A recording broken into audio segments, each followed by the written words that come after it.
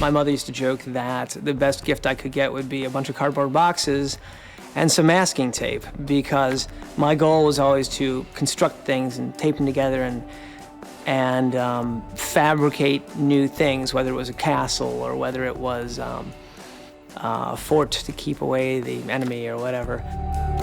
And later on doing the same thing with Lincoln logs and being fascinated with that. And I'd always be interested in sort of, interestingly enough, in hanging things and manipulating things that way. I didn't think about that till just now, but actually those influences early on had a lot to do with kind of where I ended up professionally.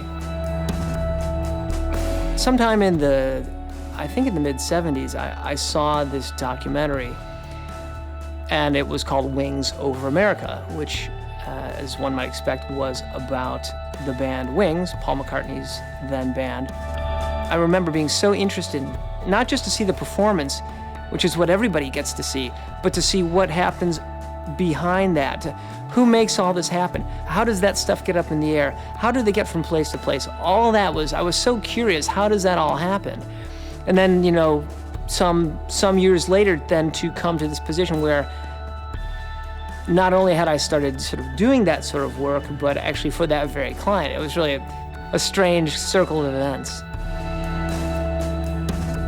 All those years through school and even in the first stages of your career, obviously people are learning, but I think those who are largely successful professionally are people who keep learning. They keep absorbing new things. They want to find out more, and they want to maybe grow professionally.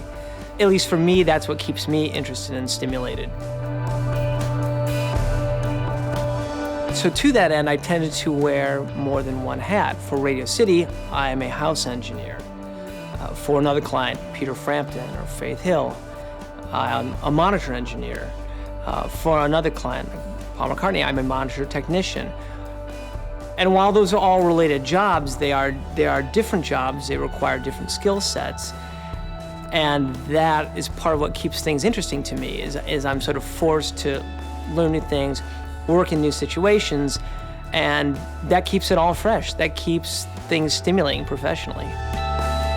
He is like the quickest man on stage. You know, it's like, there he is, and there he is, he's over there. So we always say, Tike, slow down, we need you. He's always just there in the thick of it, you know, first one in and probably the last one out, you know. He's always there to help. Without his passion for the great sound he gives us, we would be nowhere near as inspired as we have been all these years.